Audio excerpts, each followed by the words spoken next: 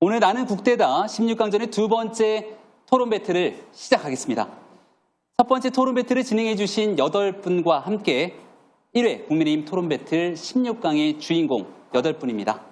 8분이 팀별로 인사를 해 주실 텐데요. 먼저 2345 팀부터 인사 부탁드립니다.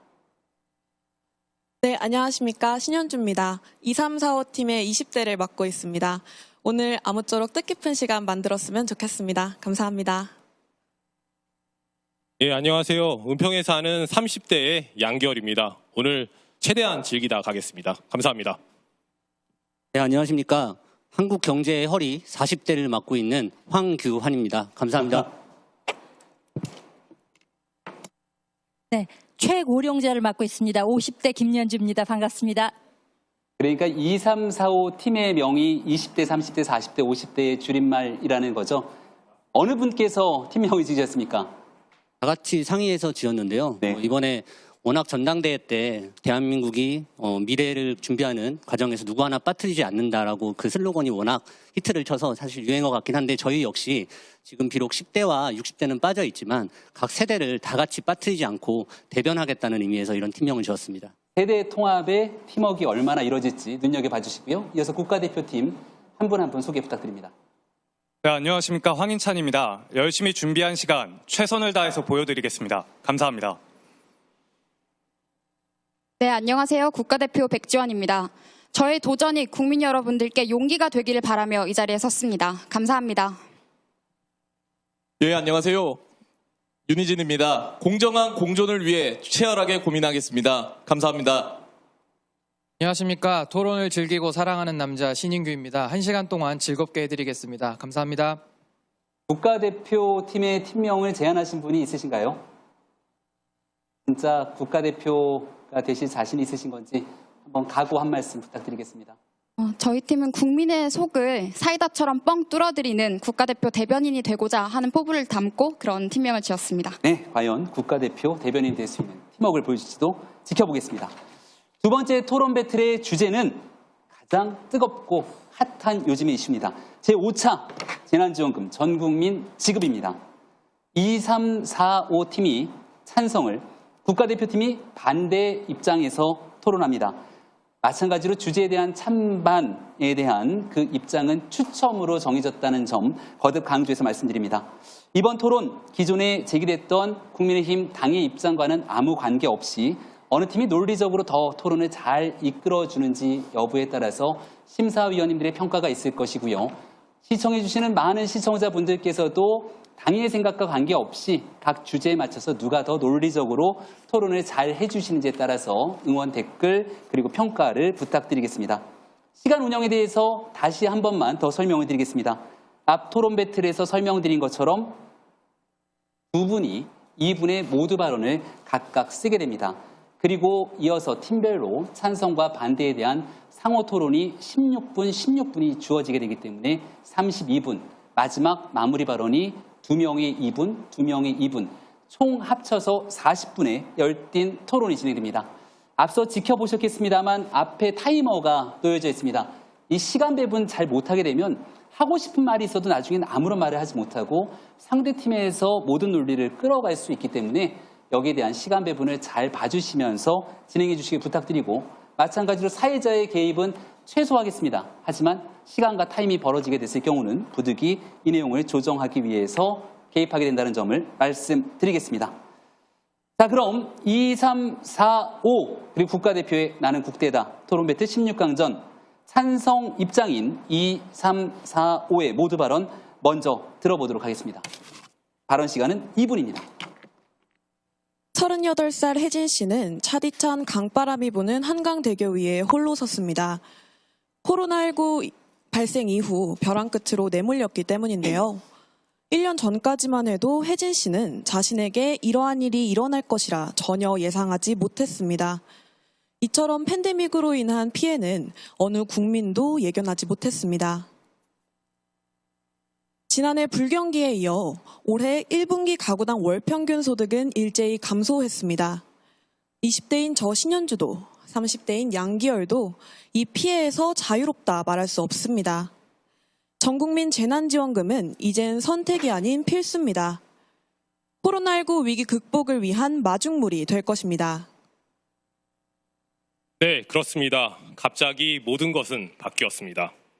우리는 지금 기존에 당연했던 일상이 무너져버린 코로나 시대에 살고 있습니다. 이 전례 없는 위기로 대한민국 모든 국민이 고통받고 희생하며 살고 있습니다. 따라서 정부는 전 국민에게 소득 보전과 피해를 지원하며 시민들의 재산과 안전을 보호해야 합니다. 전국민 재난지원금 지급은 소비 진작을 효과로 침체된 경제에 활력을 불어넣는 시발점이 될 것입니다. 위기를 극복하는 과정에 동참해 선별지급이라는 고정관념을 깨주십시오. 그러면 위기는 바뀔 것입니다. 내일 준비하는 대한민국은 국민 한 분 한 분을 빼놓지 않을 것입니다. 모두가 아픈 지금 전국민 지급을 결단해야 될 때입니다. 네, 모두 발언 잘 들었습니다. 두 분으로 끝나시는 거죠? 네. 다음은 반대 입장인 국가대표의 발언입니다. 준비되셨죠? 네. 바로 시작하시죠. 반대 측 모두 발언 시작하겠습니다. 문재인 정부는 나라 빚을 약 400조 가까이 쌓은 역대급 정부입니다. 5차 재난지원금이 아니라 민주당 대선 지원금이라는 말도 나오고 있습니다. 선거철에 따라 보편복지와 선별복지를 왔다 갔다 하며 줏대도 신념도 없이 오락가락하는 정부의 작태가 참으로 통탄스럽습니다. 국고를 탕진하고 국가재정을 파탄내는 것으로도 모자라 이제 더불어민주당 차기 대권주자 밀어주기를 위한 대선용 현금 살포를 하려 합니다. KDI가 분석한 지난해 1차 전국민 재난지원금 효과 분석에 따르면 전체 예산 14조 2천억 원 중 소비 증진 효과를 나타낸 것은 30% 정도에 불과합니다. 무차별적인 돈 풀기는 경기 회복에 도움이 되지도 않고 그저 국민을 기만하는 포퓰리즘 정책일 뿐입니다. 반대 측 모두 발언 이어가겠습니다. 국가의 재원은 한정적입니다. 한정된 자원을 국민에게 합리적으로 배분하는 것이 바로 국가가 해야 할 일입니다. 코로나19로 인해 생업의 사지에 내몰려 하루하루 생계를 걱정하는 국민들이 있고 상대적으로 큰 피해가 없었던 업종도 있습니다. 따라서 전국민 재난지원금이 아닌 코로나 피해 업종 보상에 집중해야 할 것입니다. 올해 1차 추경을 기점으로 기재부가 전망한 국가부채는 965조 9천억 원에 다달합니다. 5차 재난지원금을 전국민 지급할 경우 국가부채가 사상 최초로 1,000조 원을 넘어서게 되는데요. 이는 재정 건전성을 외면하고 미래 세대에게 짐을 지우는 일입니다. 국가와 국민의 경제 실정을 고려하지 않은 무차별적 보편 지급은 공정도, 정의도 아닙니다. 따라서 우리 국가대표는 5차 재난지원금 전국민 지급에 반대합니다. 이상입니다. 네, 잘 들었습니다. 그럼 이제 본격적으로 5차 재난지원금 지급에 대한 찬성과 반대 입장에 대한 상호 토론을 시작하겠습니다. 먼저 신청하신 팀부터 토론을 시작하려고 하는데 먼저 드셨나요? 알겠습니다. 그러면 양해해 주신다면 먼저 우리 황규환 알겠습니다. 후보부터 시작하겠습니다. 네, 워낙 이 논의가 많이 논의되었던 사안이지만 어쨌든 최초로 한다는 전제하에 기본적으로 저희가 원활한 찬반 논의를 위해서 재난지원금이 전 국민에게 지급되어야 되는 이유에 대해서 간단히 설명을 하고 시작하겠습니다. 간단히 말씀드리겠습니다. 첫째, 소비 심리가 개선되고 있습니다. 경제 성장률 전망치도 속속 상향 조정되고 있습니다. 지금 전 국민에게 지원금을 보편적으로 지원한다면 경제 회복의 마중물이 될 것입니다. 두 번째, 전 국민에게 지급되었던 1차 재난지원금의 효과가 각종 연구와 보고서에 따라 속속 증명되고 있습니다. 세 번째, 선별지급은 국민을 둘로 쪼개는 또 다른 이름의 편가르기입니다.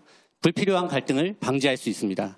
네 번째, 과거 아동수당 지급 당시에 10%에게만 지급했을 당시 행정비용이 1,000억 넘게 소요되었습니다. 불필요한 행정비용 낭비를 막을 수 있습니다. 다섯 번째, 만약에 소득 기준으로 선별 지급을 할 경우 상위 소득자들 중에 실질적인 피해 계층이 존재한다는 점, 그리고 1년 전 건보료 기준으로 했을 때 현실 상황을 반영하지 못한다는 점, 마지막으로 자산 보유분이 반영되지 않는다는 점에 사각지대가 존재합니다. 여섯 번째, 세금 기여도가 높은 소득 상위 계층이 오히려 혜택을 받지 못한다면 그것 또한 역차별일 것입니다. 마지막으로 지급 기준점 언저리에 있는 구간에서는 지원금으로 인한 소득 역전 현상이 우려됩니다. 지금 제가 한 7가지 정도 이유를 말씀을 드렸는데요. 이 7가지 중에는 전 국민에게 보편적으로 지원금을 지원해야 되는 이유도 있지만 반대로 선별적으로 지급하거나 했을 때 우려되는 점에 대한 반론도 있습니다. 그렇기 때문에 만약 국가대표에서 이 안건에 대해서 반대를 하실 거라면 대안을 좀 제시를 해주셨으면 좋겠습니다. 예를 들어서 지원금을 아예 지원하면 안 된다는 것인지, 지원한다면 선별적으로 지원하되, 선별적 지원이라면 업종별 2차, 3차, 4차처럼 업종별로 지원을 할 것인지, 그것이 아니라면 소득으로 한다면 소득은 몇 %까지 생각을 하시고 있는지에 대해서 답변을 주시면 그거에 대해서 저희가 소득 기준으로 나누면 무엇이 잘못인지, 아니면 업종별로 할 때는 어떤 효과가 있는지에 대해서 다시 반론을 드릴 수 있을 것 같습니다. 예, 말씀드리겠습니다. 여러 가지 이유를 열거해 주셨고요. 그리고 이제 대안에 대한 구체적인 제시를 요구하셨습니다. 그 대안에 대해서 어떻게 찾아갈지 저희가 지금 같이 한번 논의해 보겠습니다. 먼저 찬성 측 입장한테 여쭤보겠습니다. 선별 지급이든 보편 지급이든 말씀하셨던 다리 위에 계신 혜진 씨, 곧 국민으로 대표되는 분들의 위기 극복과 피해 회복의 마음은 같다고 생각합니다. 하지만 보편 지급 방식은 단연코 최선이 아닙니다. 먼저 재정 건전성 문제와 효과에 대한 타당성 문제입니다. 15조 원 규모 예산이 소요되었던 1차 전국민 재난지원금은 그 사용 예산의 30% 수준만 매출 증대 효과에 기여했다고 밝혀졌습니다. 말씀하셨던 국책연구가 검증했다는 파급 효과는 비효율을 증명한 셈입니다. 이와 같이 비효율적인 재정 정책이 과연 천조 국가 채무 시대에 적절한지 여쭙고 싶고요.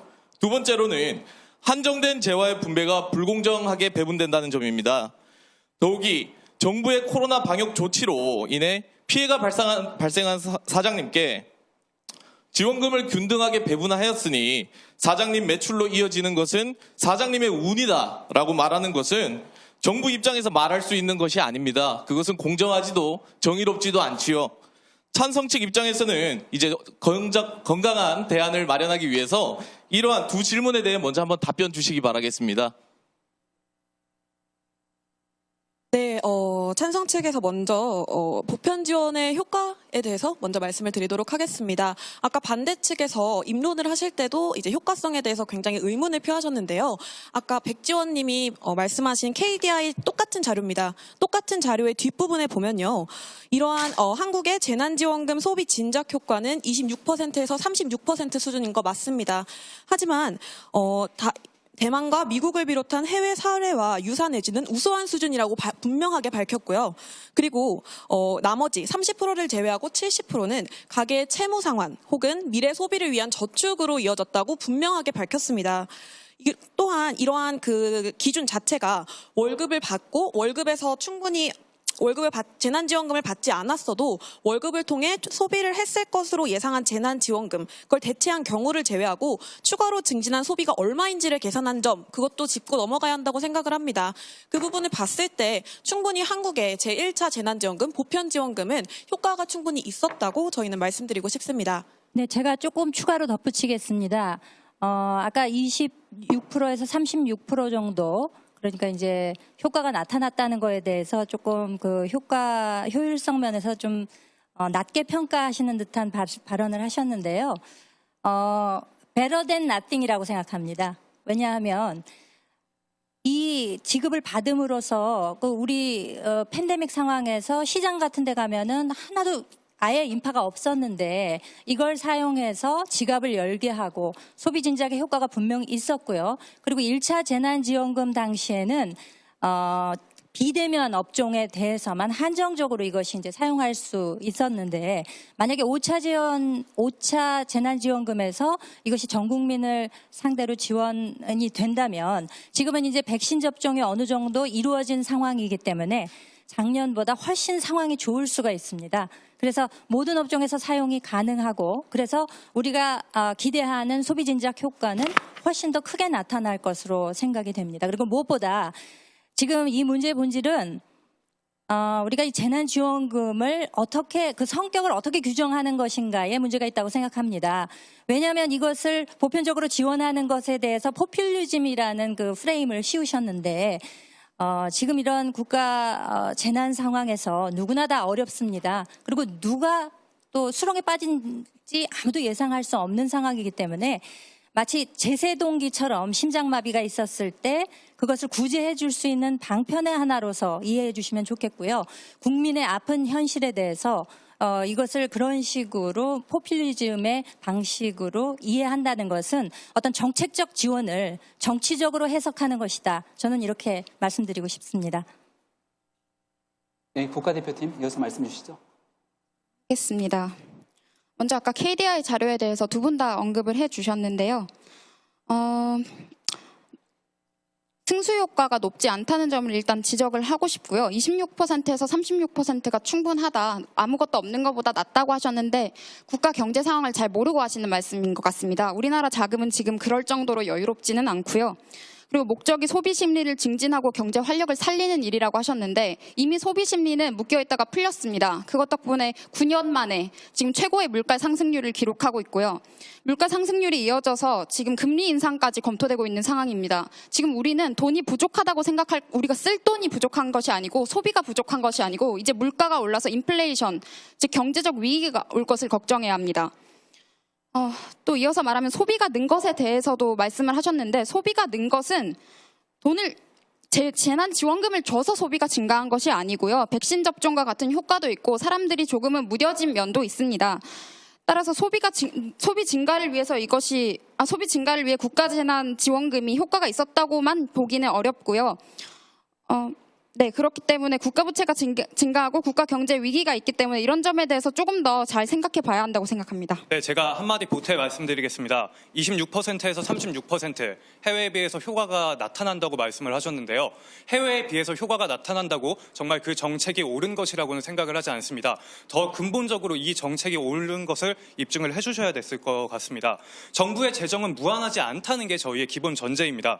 지금 현재 국민들의 용돈이 끊임없이 나오는 용돈 주머니에 대해서 저희는 얘기하고 있는 것이 아닙니다. 저희는 한정된 파이에 대해서 이걸 어떻게 하면 효율적으로 배분을 할 거에 대해서 얘기를 하고 있는 것이지 끊임없이 주고 싶다. 저희도 마음 충분히 이해합니다. 저희도 지금 코로나가 전 국민 재난 사건이라는 걸 이해를 하고 그래서 더 효율적으로 배분해야 한다는 말씀을 드리고 있습니다. 아까 모두 발언에서 얘기하셨던 거 질문 드리겠습니다. 현재 저희 이 전 국민 재난지원금 정책이 마중물이라고 얘기하셨습니다. 제가 아는 마중물의 정의가 제대로 맞다면 작은 물을 넣어서 큰 물을 끌어내는 그런 호수를 이루는 도구로 알고 있는데요. 과연 전국민 재난지원금이 작은 금액의 물이라고 마중물이라고 비유가 될 수 있는지도 질문 드리고 싶고요. 마중물이라고 비유를 하셨다면 이후의 정책에 대해서 도대체 저희 지금 이제 5차 재난지원금을 지급하게 되면 국가채무 1,000조에 다다릅니다. 그럼 이후 정책은 도대체 어떻게 펼쳐나가실 건지 그거에 대해서 구체적으로 말씀을 해주셔야 될 것 같습니다. 제가 모두 발언했으니까 답변을 제가 할까요? 지금 네, 답변 드리겠습니다. 우리 백지원 팀장님께서 답변을 하신 부분을 먼저 드리고요. 그 다음에 이어서 우리 황인찬 토론자님께서 말씀하신 사항에 대해서 좀 답변을 드리겠습니다. 일단 우리 백지원 팀장님께서 말씀하신 우리 승수 효과가 굉장히 미약하다. 그리고 국가 채무가 굉장히 많이 늘어났고 인플레이션. 우리 팀장님께서 비롯해서 외부 언론에서 지금 우리 국가 재정 건전성이 굉장히 위험하다라는 지적이 많이 일어나고 있는 것을 잘 알고 있습니다. 하지만 코로나라는 것이 전 세계적으로 처음 겪는 일입니다. 저희 세대 중에서도 이런 역대급의 전염병을 경험한 사례가 전혀 없을 정도로 지금 저희 글로벌적인 위기입니다. 그런데 단순하게 단기적인 재정 건전성에 매몰돼서 중장기적인 재정 건전성은 혹시 검토되고 있는 건지 그거에 대한 고려가 필요할 것 같고요. 그리고 중장기적인 이 재정 건전성을 검토할 때 이 마이너스 성장률을 완화하는 것도 굉장히 중요한 지표라고 생각합니다. 그런 측면에서 지금의 바로 앞에 있는 단기적인 재정 건전성만을 검토하는 것은 꼭 바람직한 방향은 아니다라고 말씀드리고 싶고요. 우리나라뿐만이 아니라 다른 나라 같은 경우도 굉장히 지금 국가 채무 비율을 늘려가면서 지금 확장적 재정 정책을 사용하고 있는 것으로 알고 있습니다. 그리고 황인찬 선생님께서 아까 전에 말씀하신 것처럼 재원은 한정돼 있는데 이 한정된 재원을 어떻게 효과적으로 국정 운영에 사용할 수 있느냐라고 말씀을 하셨는데 오히려 저는 되묻고 싶은 게 그러면은 선별적으로 만약에 이 재정을 운영을 한다면 어떻게 운영을 할 수 있는지. 왜냐하면 지금 코로나 선별 같은 정책 같은 경우에는 그 골목 상권에 있는 노점 같은 부분은 선별할 수도 없고, 그리고 재정적으로 그 행정적으로 선별이 불가능해서 아예 그 예산을 편성해 놓고도 편성을 해놓고도 집행을 하지 못했어요. 이런 부분은 좀 어떻게 생각하는지 묻고 싶습니다. 네, 제가 지금 말씀을 좀 드리려고 하는데 이게 지금 뭐 숫자 가지고 얘기하는 저는 그런 자리는 아니라고 생각이 들고요. 이거 재난지원금 보편지급과 전 국민이거든요. 보편지급과 선별지급은 굉장히 철학적인 주제고요. 지금 아마 그 부분에 더 논의를 저는 집중을 해야 된다고 생각을 합니다. 아까 서두에서 말씀하신 것처럼 그 혜진 씨의 사례를 들으셨는데 코로나가 전대미문의 위기죠. 사실은 우리가 겪어보지 못했고요. 비상한 대책이 필요합니다. 다 동의합니다. 그런데 코로나가 왔다고 해서 모두가 다 지금 혜진 씨와 같이 지금 사지에 몰린 건 아니거든요. 오히려 코로나가 왔기 때문에 특수를 누리는 분도 분명히 계시고요. 코로나가 왔지만 아무런 월급의 변동이 없이 일상을 회복하신 분들도 계십니다. 물론 불편함은 있으시겠지만요.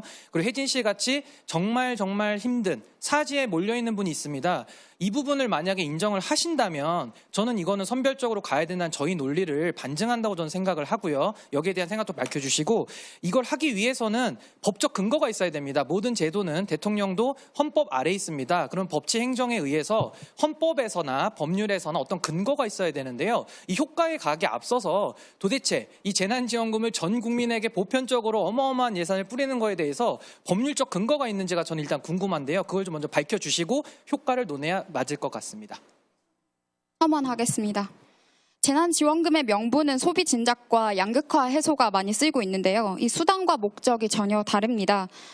코로나19 위기에 양극화가 더 심해졌고요. 아까 말씀하셨듯이 지금 특수를 누리고 있는 계층이 있고 그렇지 않은 계층이 있습니다. 따라서 소상공인처럼 더욱 어려워진 계층에게 선별 지급하는 것이 양극화 해소를 위한 포용적 지출이라고도 생각을 하고요. 소비 진작 목적도 전혀 바람직하지 않습니다. 이미 백신 접종이 늘면서 보복 소비가 굉장히 많이 늘고 있고요. 아까도 말씀드렸지만 소비자 물가가 9년 만에 최고를 찍고 있습니다. 이 점에 대해서도 지금 전혀 필요성이 없는 논의라고 저는 생각합니다. 네, 제가 잠깐만 끊어서 가도록 하겠습니다. 시간적 배분도 잘 사용하고 있는 것 같고요. 지금 현재 보면 2, 3, 4, 5 팀이 조금 더 시간을 많이 할애하셔서 국가대표팀이 시간이 좀 넉넉하게 남아있는데 이 내용들 잘 보시면서 진행을 해주시기 바라고, 지금 한 3가지 정도의 질문을 해주셨거든요. 하나가 선별지원과 보편지원에 대한 효과가 큰 차이가 나지 않는다. 두 번째는 법적인 근거가 있는 것인가.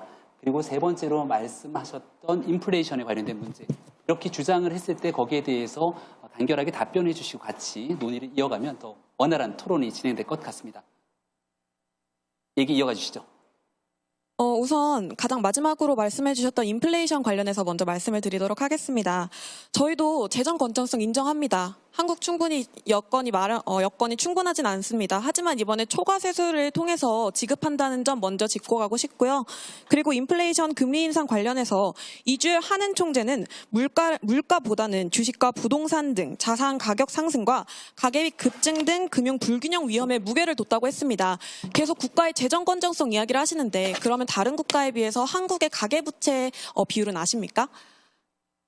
네, 현재 약 43%로 조사해 왔습니다. 아니요. 이 GDP 대비 가계부채 비율은 2020년 4분기 기준으로 미국은 78.8%, 일본은 56.4%, 영국은 91.1%, EU는 63.1%인데 비해 한국은 102.8%입니다. 이 부분에 발언 좀 하겠습니다.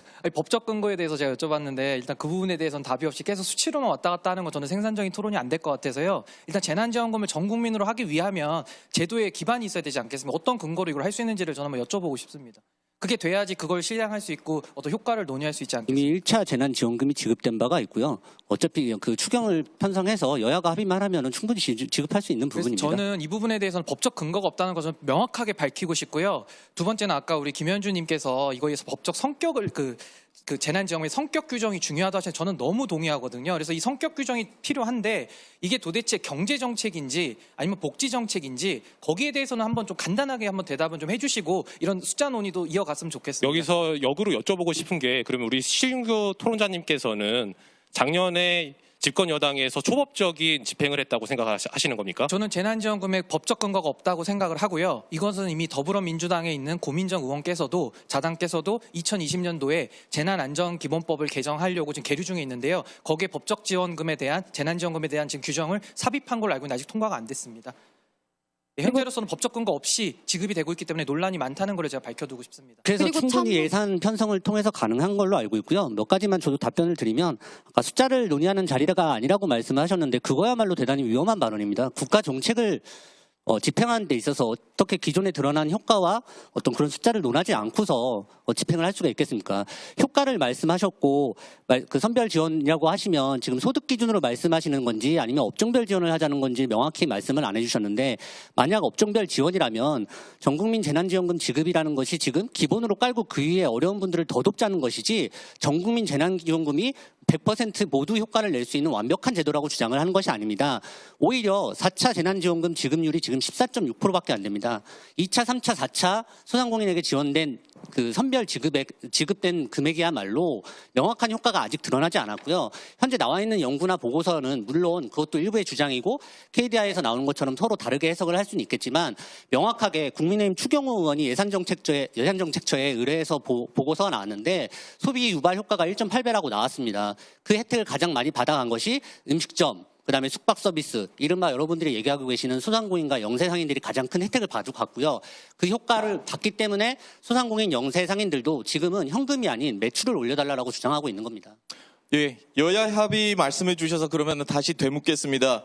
코로나 사태는 전대미문의 사건입니다. 하지만 재난지원금은 이미 4번 해봤습니다. 첫 번째 전국민 재난지원금 지급 이후 이루어진 3번의 재난지원금 모두 선별이었습니다. 여야 합의가 이루어졌을 때 왜 그렇게 선회됐다고 생각하십니까? 과연 코로나 위기가 완화됐기 때문에 그랬다고 생각하십니까? 그 선회 이유에 대해서 한번 밝혀주시죠.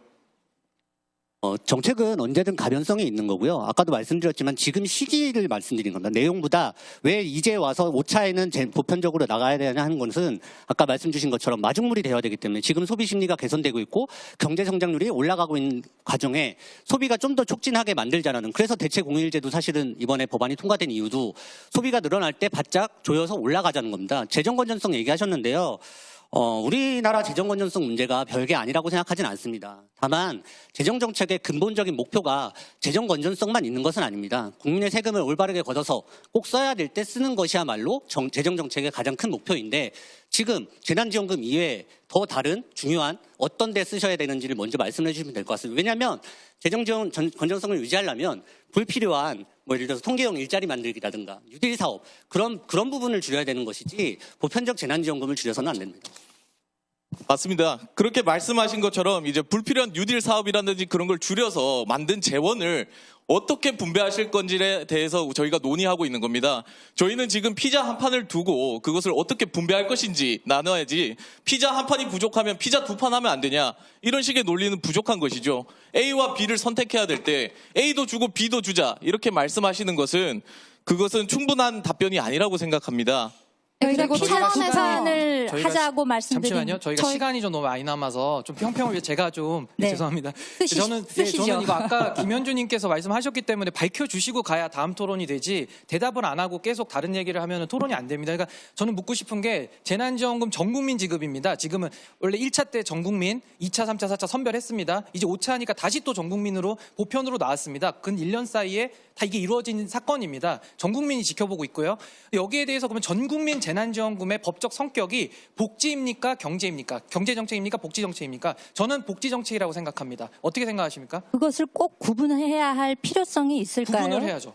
지금 실질적으로 국민들이 어려움을 겪고 있을 때 그분들에게 도움이 될 수 있을 것인가 없을 것인가가 중요하지 그것을 나눌 필요는 없다고 지금 생각합니다. 말씀하신 거에 제가 반박을 하고 넘어가겠습니다. 지금 말씀하신 것처럼 이거를 구별하지 않기 때문에 이 정책은 완전히 폐기돼야 되는 겁니다. 왜냐하면 복지정책은 복지의 원리가 작동이 되고요. 경제정책은 경제의 원리가 작동이 됩니다. 제가 예를 들자면 사람의 몸에 혈류가 흐르는 거는 혈관입니다. 전 세포에 다 가야 되는 걸 경제정책이라고 부르고요. 복지는 다리가 부러졌을 때 기부스를 대는 걸 복지라고 합니다. 그럼 복지는 기부스인데 경제가 안 좋다고 해서 혈류를 돌리려면 고혈압 약을 먹든지 다른 약을 먹어야 되는데 그거에 대해서 그냥 깁스를 하고 있으면 그게 어떻게 효과가 나겠습니까? 정치권에 그런 말이 있습니다. 일자리가 가장 최선의 복지입니다. 지금 매출 1차 재난지원금이 지급되었을 때 매출 증대로 이루어져서 일자리가 유지되고 그 일자리 자체가 복지인 겁니다. 그것을 아까 말씀 주신 것처럼 어느 한 가지를 이분법적으로 나누기에는 지금 사회가 너무 얽혀 있습니다. 그래서 이 재난지원금의 그러면 전 국민 지급에 대한 법적 성격은 못 밝히시는 걸로 그럼 말씀을 계속 법적 얘기를 하시는데 그럼 이 논의 자체가 일자리가 무의미합니다. 복지라고 하셨는데 그럼 전 국민에게 똑같이 30만 원씩 지급하면 일자리가 생깁니까? 그 돈으로 소비 창출을 해서 자영업자들이 생계를 유지할 수 있다면 그 자체로 일자리를 갖다가 유지하는 효과는 가져올 수 있습니다. 네, 잠깐 조정을 좀 하고 가겠습니다. 아마 하고 싶으신 말들이 굉장히 많으실 것 같고요. 지금 시간적으로 보면 국가대표팀에 남아있는 시간이 훨씬 더 많습니다. 이렇게 티키타카식으로 의견을 주고받는 것도 좋습니다만 아마도 질문보다는 국가대표팀에서는 주장에 대한 설득, 논거 등을 더 활발하게 해주시면 좋을 것 같고요. 팀 내에서 각자 말씀을 못하셨던 분들도 충분하게 얘기할 수 있도록 배려를 해주시면 더 좋을 것 같습니다. 신현주님 의견 제시해 주시죠. 네, 아까 신인규님께서 계속해서 법적에 대해서 말씀을 해주시고 계신데 인정합니다. 그럴 수 있습니다. 하지만 1차 재난지원금이 그렇게 급하게 진행된 이유가 뭡니까?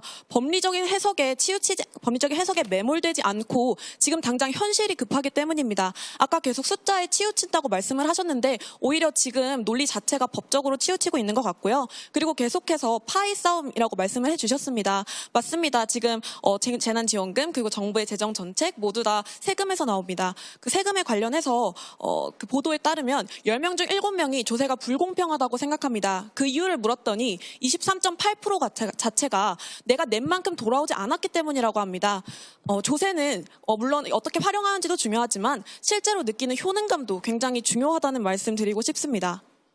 저 답변드려요. 국가 운영은 아무리 급해도요 절차를 겪어야 되고요. 이렇게 급하실 때를 상정해서 헌법에서는 긴급 재정 경쟁 명령이라는 거를 이미 규정하고 있습니다. 근데 그 요건이 해당이 안 되거든요. 그러니까 헌법상에 지금 비상 대권으로 해놓은 건 안 되기 때문에 법적으로 해야 되는 지금 이 문제가 남아 있습니다. 그래서 재난지원금 문제는 효과나 효능도 저도 물론 논의를 하고 싶지만 이 부분이 규명이 안 됐기 때문에 말씀드린 거고 다음 분한테 넘기겠습니다. 네, 그리고 저는 지금 우리의 전국민 재난지원금의 공론화 시기에 대해서 문제를 한번 짚고 넘어가겠습니다. 아까 전국민 재난지원금을 처음 지급한 게 작년 1차 전국민 재난지원금이었죠.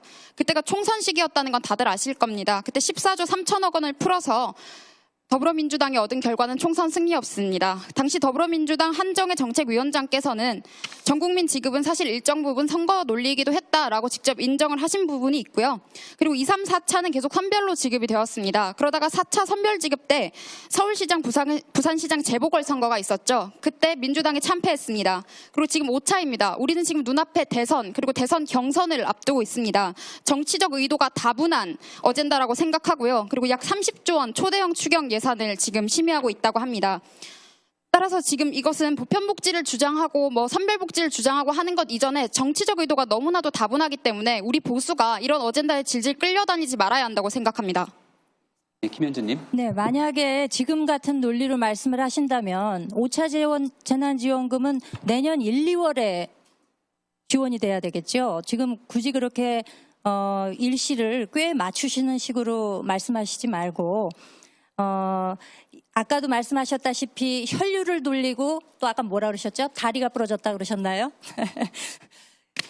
국가의 운영이라고 하는 것은 크게 보면 국민들의 마음을 어루만지는 것입니다. 우리가 이 법적인 제도적인 그 어떤 법적 근거를 따지기에 앞서서 실제로 죽어가고 있는 소상공인 자영업자 500만이 괴로움을 겪고 있다는 상황을 인지하게 되면 이분들이 어려움에 처했을 때 정말 조금만이라도 도움이 될 수 있는 이런 보편적 지원이 이루어졌을 때 이것이 어떤 숨통이 트이는 역할을 할 수 있기 때문에 분명히 그렇기 때문에 그런 도움을 이야기하는 것이지 물론 공교롭게도 작년 선거 또 올해 4.7 선거 이렇게 해서 공교롭게 그렇게 일정이 맞춰지니까 그런 해석이 가능할지는 모르겠습니다만 현재 우리가 앞두고 있는 5차 재난지원금에 관해서 지금 보편적 지원이 되어야 할 것이냐 아니면 선별 지원이 되어야 할 것이냐를 지금 논의하고 있는 거잖아요. 그러니까 지금은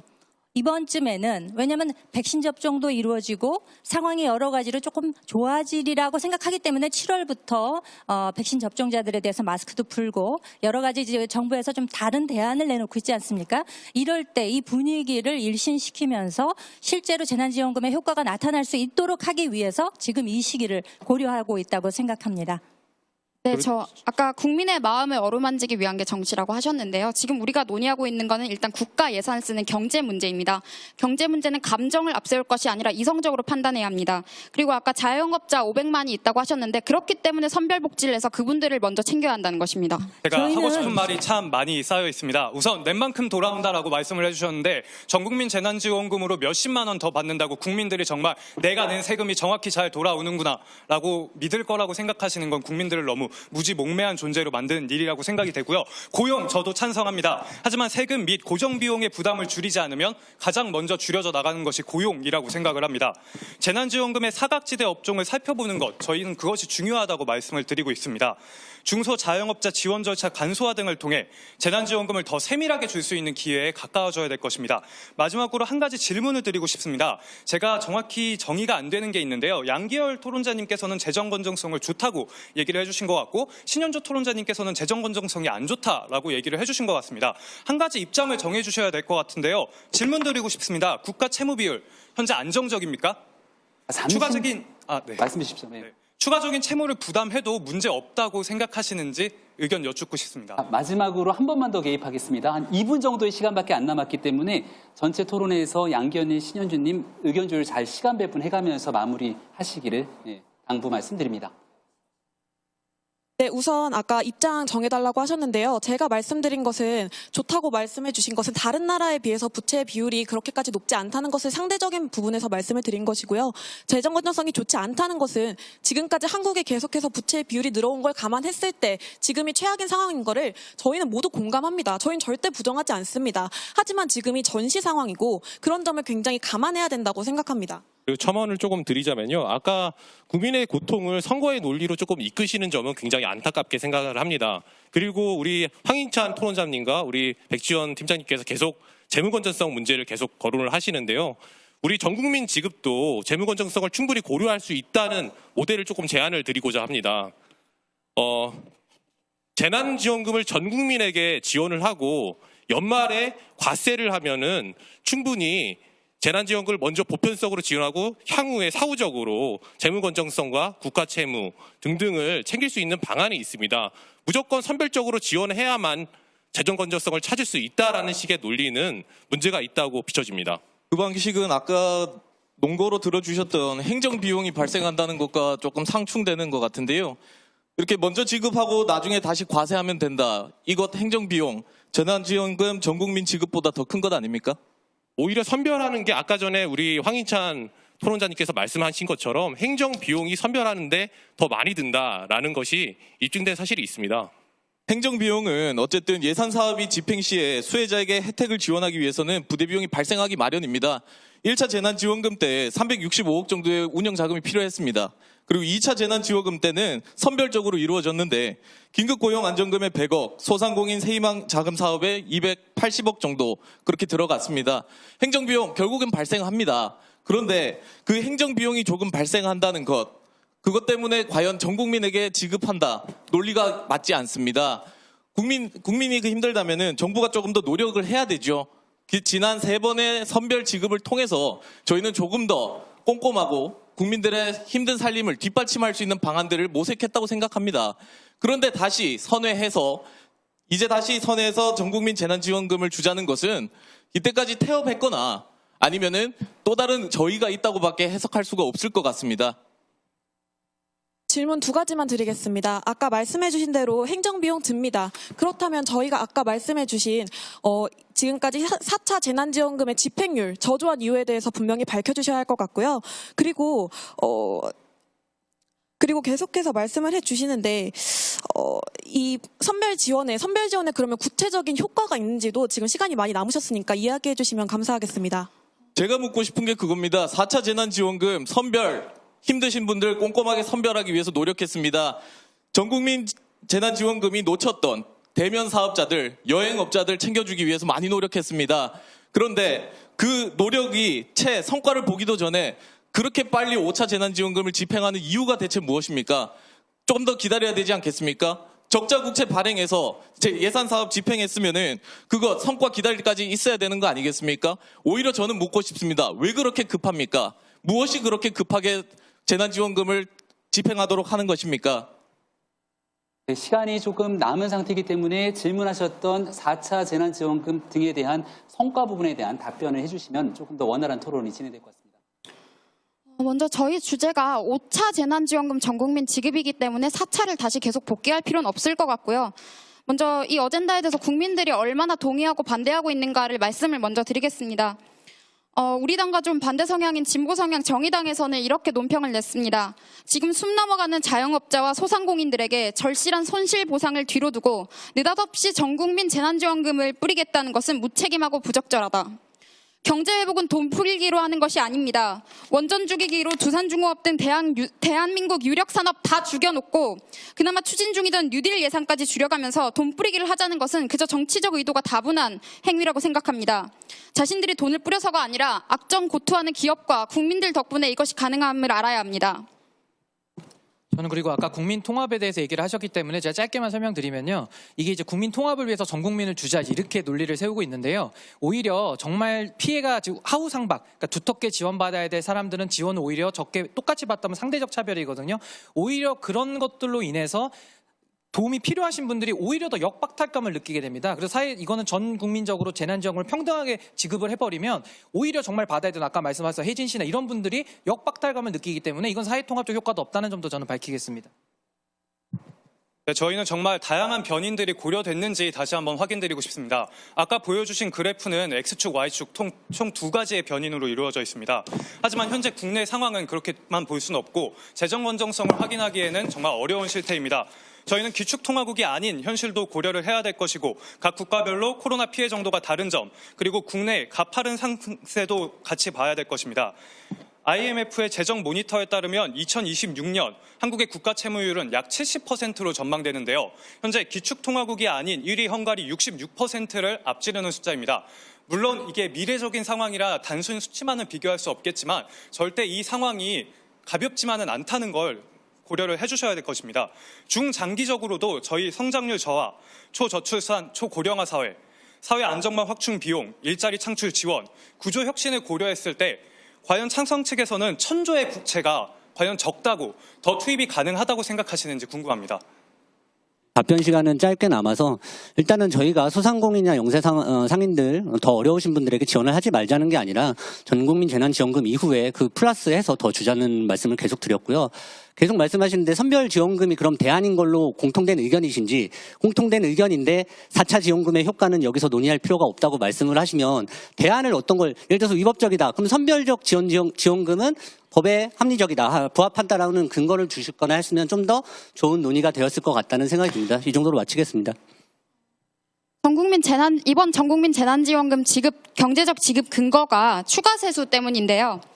이렇게 추가 세수가 남았을 때는 국가재정법에 근거하여 국가 부채를 먼저 갚는 것이 우선입니다. 따라서 저희는 최소한 반은 국가 부채를 갚고 나머지는 소상공인분들께 선별 지급하는 것이 맞다고 생각합니다. 끝으로 한 말씀만 드리겠습니다. 더 이상 운에 맡길 수 없습니다. 그렇게 했다가는 다리 위에 또 다른 혜진 씨가 올라갈 것이라고 생각합니다. 4초 남았는데 쓰시겠습니까? 예, 그러면 모두 발언에서 한 4초 정도를 더 쓰시면 마지막 마무리 발언에서 아마 균형감 있게 토론이 될 것 같습니다.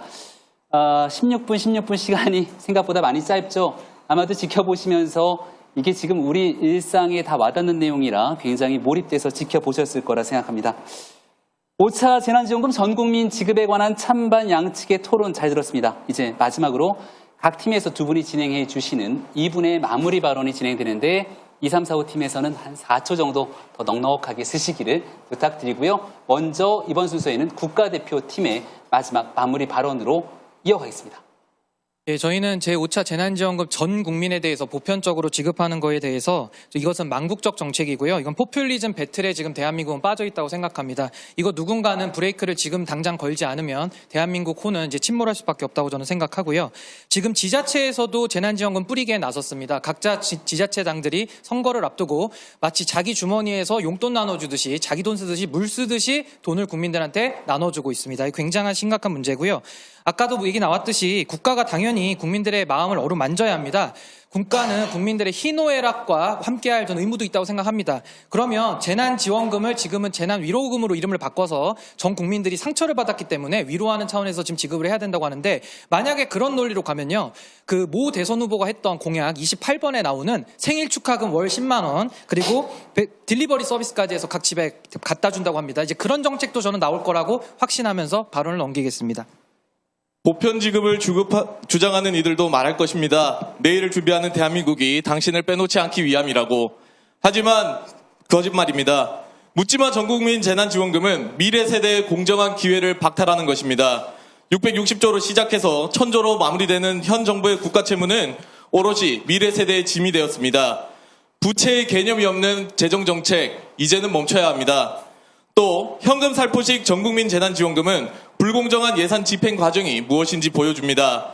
수요를 창출해 피해 사업체 매출 증진을 도모한다던 지원금은 사용된 예산의 30%만 그 효과를 이뤄냈습니다. 그 사이에 대면 서비스업, 관광업 등을 비롯한 직접 피해 업종 종사자들은 불충분한 지원망에 방치되었습니다. 경제를 모르는 경제정책, 이제는 멈춰야 합니다. 4.7 재보궐선거에서 효과를 보지 못한 현금 살포 정책을 묻고 더블로 간다는 행보는 정의롭지 못합니다. 전국민 재난지원금 뒤편에 어른거리는 불공정함을 국가대표팀이 여러분과 함께 돌파하겠습니다. 네, 잘 들었습니다. 2345팀의 마무리 발언 듣도록 하겠습니다. 한 4초 정도 넉넉하게 더 쓰셔도 됩니다. 저는 이번에 정부 여당이 발표한 종부세안을 좀 예를 들고 싶습니다. 재보궐선거 이후에 부동산 민심에 놀라서 정부 여당이 부동산 세제를 발표하겠다고 했지만 당정 간에 엇박자를 내고 지지층의 눈치를 보다가 한참 동안 정책 공백과 그다음에 시장의 혼란을 가져왔습니다. 그 피해는 오롯이 국민들이 가져갔고요. 고민 끝에 악수라는 말처럼 그렇게 해서 내놓은 안이 고작 상위 2%에게만 종부세를 부여하는 안입니다. 다시 국민을 편가르게 했고 어떠한 정책적 효과도 가져올 수 없으며 행정비용을 초래하는 참 나쁜 정책이었습니다. 저는 코로나19 극복을 위해서 국민들이 가장 힘든 이 시기에 지급되는 보편지원금만큼은 어떤 지금 선별이냐 보편이냐를 주장하기에 앞서서 시급한 타이밍이 중요하고 그 내용 또한 중요하다고 생각합니다. 그렇기에 지금은 좌고우면할 것이 아니라 과감한 재정 정책을 써서 지금 코로나19 극복의 마중물이 되어야 될 거라고 생각합니다. 다시 한번 말씀드리지만 우리는 이번 이 재난지원금이 왜 거론되고 있는지 그 본질을 다시 한번 생각해 봐야 합니다. 온 세상 사람들이 처음으로 겪는 글로벌 팬데믹이죠. 아까 우리 양기열 님이 생전 처음 겪는다고 하셨는데 저도 처음 겪었고 80에 가까우신 저희 친정 어머니도 처음 겪으셨습니다. 온 세상 사람들이 다 처음 겪는 이런 위기에서 우리가 어떤 사람을 구해내는 데 있어서 그 사람의 몸무게를 따지고서 구해줄 수는 없는 것입니다. 손을 일단 내밀어서 구해주고 나서 그것이 이제 가장 시급한 문제가 되겠죠. 지금 이 상황에서 누구도 위험으로부터 자유롭다고 말할 수 없습니다. 누구에게나 위험은 닥칠 수 있는 것이고요. 그래서 국민의 생존을 기준으로 놓고 볼 때 재난지원금이 신속하게 지원이 돼서 빨리 숨통이 트이도록 하는 역할을 하기를 기대합니다. 우리를 이 위기 상황에서 벗어날 수 있도록 하는 것은 백신과 또 다른 이름의 백신, 경제회복 백신이 되리라고 생각합니다. 네, 시간 딱 맞춰서 진행해 주셨습니다.